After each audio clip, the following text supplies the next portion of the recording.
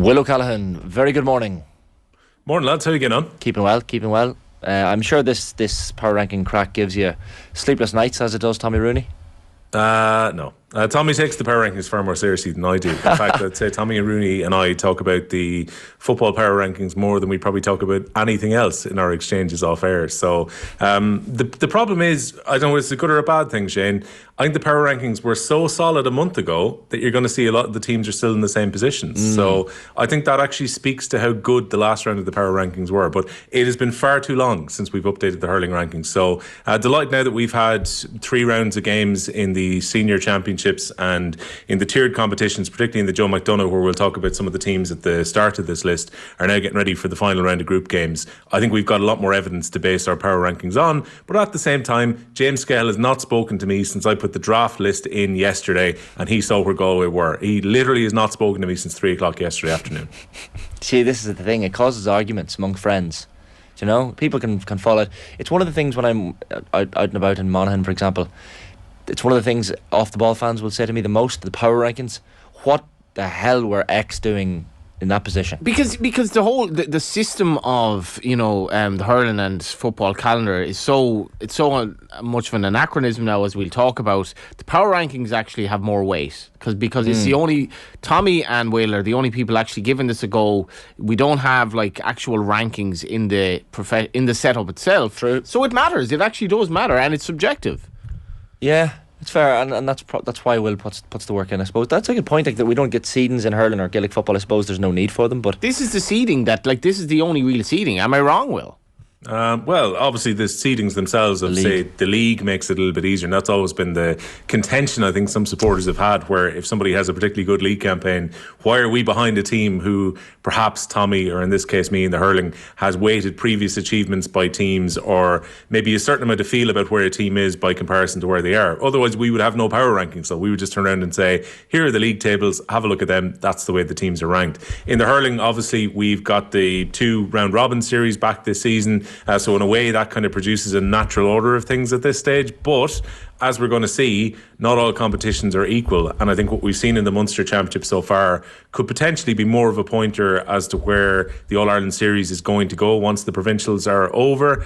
And I think it's clear at this stage that the standard in Munster has been higher than what we've seen in Leinster so far, but also taking into account that it's actually very hard to tell who's going to come out of the Munster Championship, and there are teams who currently sit inside the top 5 and at least one of them will not be playing beyond the provincial series, so you got to bear that in mind as well. Well, I don't know how we want to do this, Will, but will I run through 18 to 11 and we'll come back to 18 because that's a new entry. It's quite interesting. So Meath at 18, a new entry. We have Down at 17 remaining the same. Kildare at 16 who are down. Kerry stay at 15. Carlow are up to 14. Laois down to 13. Offaly up to 12. And Westmeath stay firm at 11. So from my perspective here, Will, an interesting shout bringing in Meath here at 18.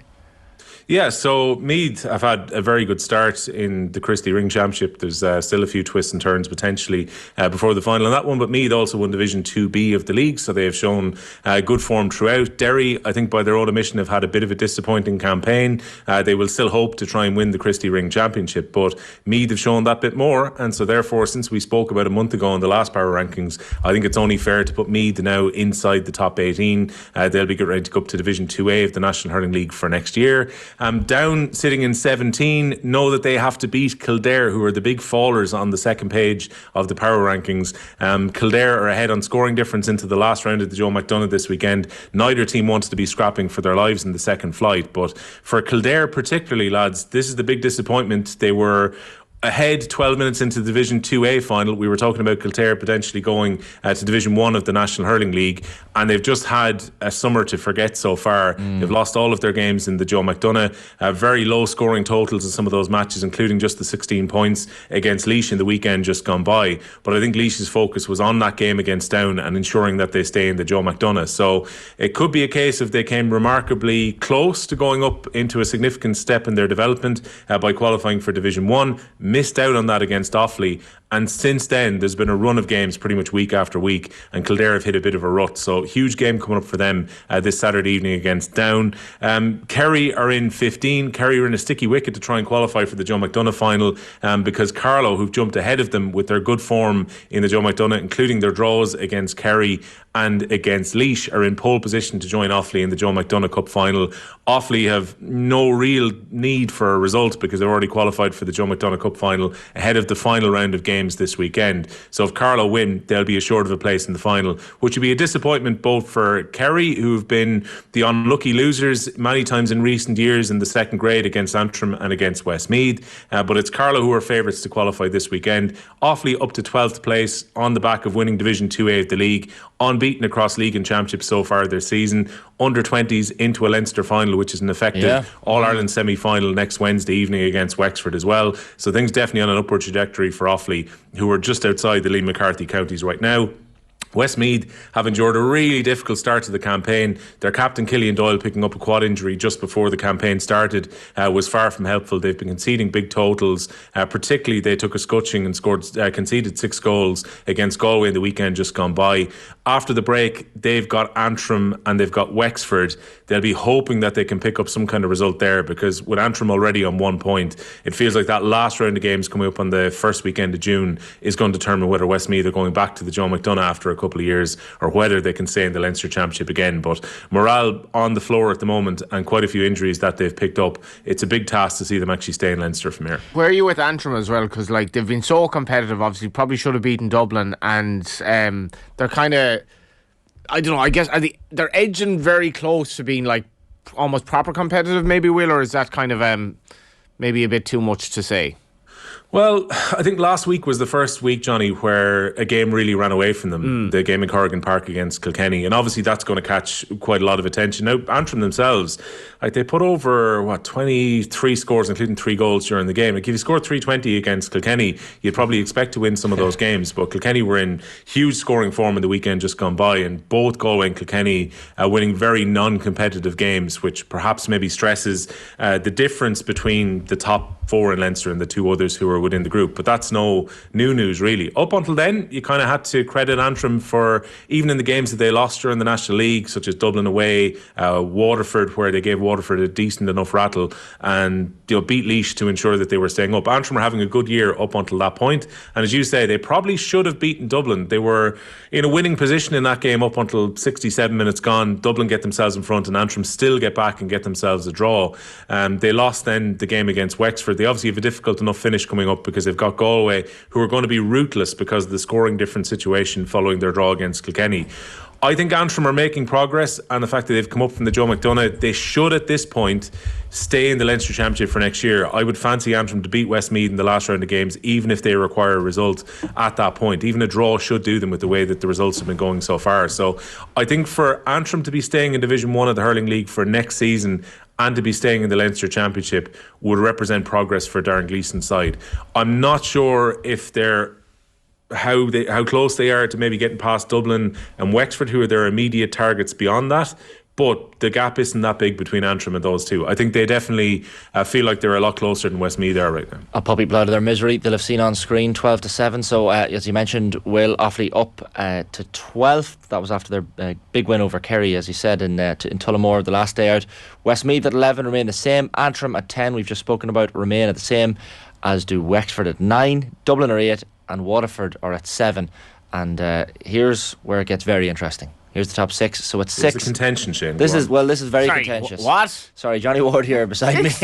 Galway down 2 to 6th. Tipperary remain the same at 5th. We have Cork down a place to 4th. Clare make a massive jump from 6th to 3rd, Will, and Kilkenny are in 2nd. Limerick are in 1st. No changes there. This is a joke. I mean, I can see why Scale wasn't talking to him. Galway 6th. What would you? I mean, this is an absolute nonsense. Tell him what you really think, Johnny. Yeah, and he's a Leinster man. Come on, son. Yeah, but here's the thing, right? So Galway, be concerned not. I think it's actually very close between 2 and 6, and there was a temptation here with Clare doing the jump, and really that's where there's been a bit of a trickle down effect with Cork and Galway going down. So it's not been really down to Cork and Galway's performances themselves, but more acknowledging the fact that Clare have landed a glancing blow on the King. It's not a knockout blow just yet with the victory that they had against Limerick, and Clare have still got a few difficult games to ensure that they qualify for the Munster final or to get into the All-Ireland series, but that explains the jump. Now, I wouldn't take any issue with what Galway have done so far. I think they felt their way throughout the league and then come into the championship and have done what was expected of them so far. They'll be a little bit disappointed that they allowed the second half to run away a little bit from them against Kilkenny, but I still get the feeling that game had a certain element of shadow boxing at Nolan Park, where it was almost like, this time around we're going to have a much more cordial handshake than what happened last season. We'll walk off the pitch, see you in the Leinster final in a few weeks' time, and then maybe we'll have a cut at it before the semi-finals. So I think Galway are still a major contender for the All-Ireland series when it comes to the semi-finals. I think they're a team who are still very well matched to play against Limerick, who are maybe down a few percentages on where they were last year, and Galway could still have a big say in what happens with both the Leinster Championship and the Liam McCarthy. I think sixth place probably reflects more what we've seen from the Munster teams so far, so that's why Tipperary up to fifth place. You've Kilkenny second, you've Kilkenny second and Galway, who are better than Kilkenny, in sixth. I mean, what is going on? Now, I think lots of people are going to take contention with this idea of Galway being better than Kilkenny. You have to respect a couple of things about Kilkenny, Johnny, which is that they were in the All-Ireland final within a puck of a ball of Limerick last year, and they also got to a league final where they were far away from a puck of a ball against Limerick. Since then, Kilkenny have done nothing wrong, really. They picked up that draw against Galway, battling down from 5 points down in the game to get that draw. And on top of that, they've been, unbeaten in the rest of the Leinster Championship so far. So I think it would have been unfair to drop them, but I was incredibly tempted to put Clare briefly ahead of them. But I think Clare in third right now is a fair reflection, especially where we're, again, going to get more of an idea of where Clare are at when they play against Waterford this coming weekend. Clare, don't forget, lost their first game against Tipperary, conceded some sloppy goals, and we were wondering at that point whether it was going to be difficult for Clare to qualify, but they gave us the perfect response when they beat Limerick. And now, if they were to put Waterford to the sword, you would expect them at that point to be in a qualification position for at least the top three. That game has so much going for it. There's so much going for it, because, I mean, if the game took place, 2 weeks ago, the betting would probably have been close between them. Now it's Clare are just expected to win comfortably, when that may not be the case. My only contention... Sorry, the thing as well is, lads, that Waterford have been technically played back into it now by the fact that we had the draw between Cork and Tipperary, smashing game last Saturday at Páirc Uí Chaoimh. But even when you thought that Waterford were going to be entirely out of it after their first two defeats, now if they can win their last two and get themselves to 4 points, maybe they can pull off what would be considered a Cork from last year, where Cork had a miserable start in the Munster Championship and still got into the All-Ireland series. I still think it's a big ask, because I think Waterford were incredibly disappointing on the back of playing very, very well against Limerick in the first game for the best part. But then you kind of reanalyse it and you say, well, hold on, Waterford played a big chunk of that game with a man extra, and with all of the intensity of effort that they put in, maybe they left that behind them against Limerick on the first day. You still have to go to Semple Stadium for their effective home games for the rest of this championship. I think that's still been a big disadvantage for Waterford in it. But Waterford just have to kind of show a response now in their last two matches if they're to have a chance to qualify. Well, if Clare win, they'll be in a very, very strong position. But it's great to have Munster feel as wide open as it is, because I think for most of us who were filling it out at the start, lads, kind of went Limerick plus two others, and then based on the form that we saw earlier in the year, you're thinking it's going to be maybe Tip plus Clare or Cork. But right now, it's incredibly difficult to call who's actually going to be even the top three. I'm not saying that Limerick won't qualify, but the fact that Limerick have got their rivals Tipperary to come in the next game just sets it up beautifully for 2 weekends' time. And it's fantastic to see there's been crowds in excess of 30,000 at games in the Munster Championship. And I saw John Fogarty from the Examiner had up earlier this week that at this stage there's only terrace tickets left for the game between Tip and Limerick. And I believe that the games coming up on the 28th are already down to terrace tickets as well. So there's going to be bumper attendances over the next 3 or 4 games in the Munster Championship. It's remarkable to think that in the second week of May, stand tickets are already sold out for matches on the last week of the month. So it just goes to show the hunger that's there to go and watch these Munster Championship matches. Because it matters. In Limerick, who are the shortest prize favourites to win All Ireland before the start that I can ever remember, could be out quite soon, which is completely mad. It's insane. The jeopardy begins. Well, I know it's a lot of pressure. Fair play. You'll be on the Christmas card lists in Clare. You'll be getting social media mentions from Galway, though. You can see a crude A4 like printout of the screen grab on the Galway dressing room. Oh yeah, 100%. For several games, just for 5 face. games actually. Yeah, Will, fair play. Again, this happened last year, lads, as well. People felt that Galway were too far down the rankings during it, and I said it at the time. I qualified that by saying I think Galway are going to be All-Ireland semi-finalists, which is exactly what happened. I think Galway will again be in the All-Ireland semi-finals. I think they're going to get to the Leinster final and they'll navigate their way into the last 4. Whether they can potentially beat a team who come out as Munster champions on the other side, that's the big question for Galway. But deeper panel, they're averaging 12, 13 scores a game. It's not a reliance on 2 or 3 players as maybe would have been the case in previous years. So I'm actually quite hopeful about Galway later in the year. And again, I hope before anyone clips me or says, hey, this guy hates Galway, this is about respecting what Tip, Cork, Clare have done so far. Yep, fair enough. Will, great stuff as always. Thanks a million. All right, take it easy, lads. And that was your Power Rankings. I absolutely adored him, lads.